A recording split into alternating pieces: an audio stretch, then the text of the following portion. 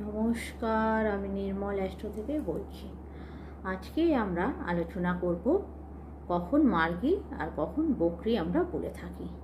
আমরা জন্মকুষ্ঠী দেখতে গেলে আমরা দেখি গ্রহরা মার্গী নাকি বকরি। তাহলে আমরা আগে প্রথমে জেনে নিই মার্গী কখন বলি আর বকরি কখন বলি। আমাদের গ্রহরা সবসময় অ্যান্টি ক্লকওয়াইজ ঘোরাফেরা করে, তখন আমরা সেটাকে বলি মার্গী। আর যখন ক্লকওয়াইজ ঘুরে তখন সেটাকে আমরা বলি বকরি। তাহলে বোঝা গেল যে মার্গী কখন, বকরি কখন।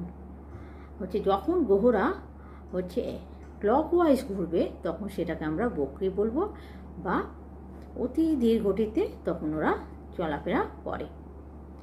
আর রাহু আর কেতু সর্বদাই বকরি অবস্থায় ঘোরাফেরা করে, অর্থাৎ ক্লকওয়াইজ।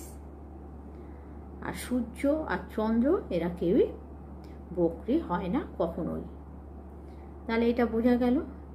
এবার আমি আলোচনা করি নৈসর্গিক পাপগ্রহ কাকে বলে বা কারা।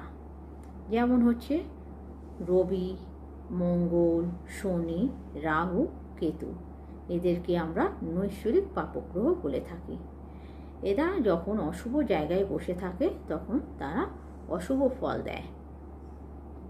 অর্থাৎ দেখতে হবে যে এরা কোথায় বসে আছে।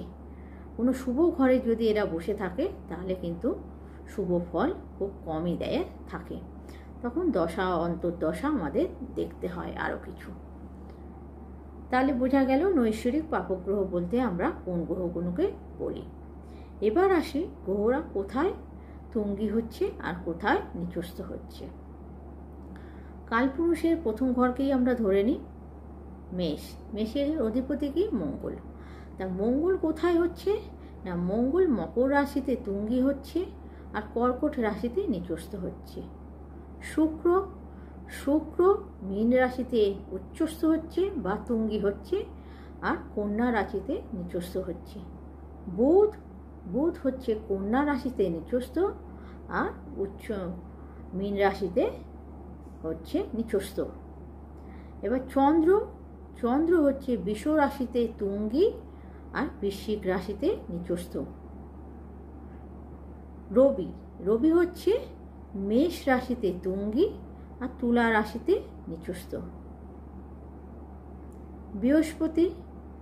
বৃহস্পতি হচ্ছে কর্কটে তুঙ্গি, মকর রাশিতে নিচস্থ।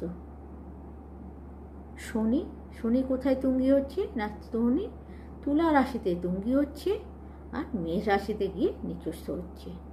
তাহলে আপনারা ভালো করে লক্ষ্য করলে দেখতে পাবেন যে গ্রহরা যেখানে তুঙ্গি হচ্ছে তার ঠিক অপোজিট ঘরগুলোতে ওরা গিয়ে নিচস্থ হচ্ছে। তাহলে আমরা জানলাম যে কোন ঘরগুলোতে গিয়ে গ্রহরা কোথায় কোথায় তুঙ্গি হচ্ছে আর কোথায় নিচস্থ হচ্ছে। এরা কিন্তু এক একটা ডিগ্রিতে তুঙ্গি হয়। সেই ডিগ্রিগুলো আমি পরে আলোচনা করব। আজকে এই পর্যন্তই।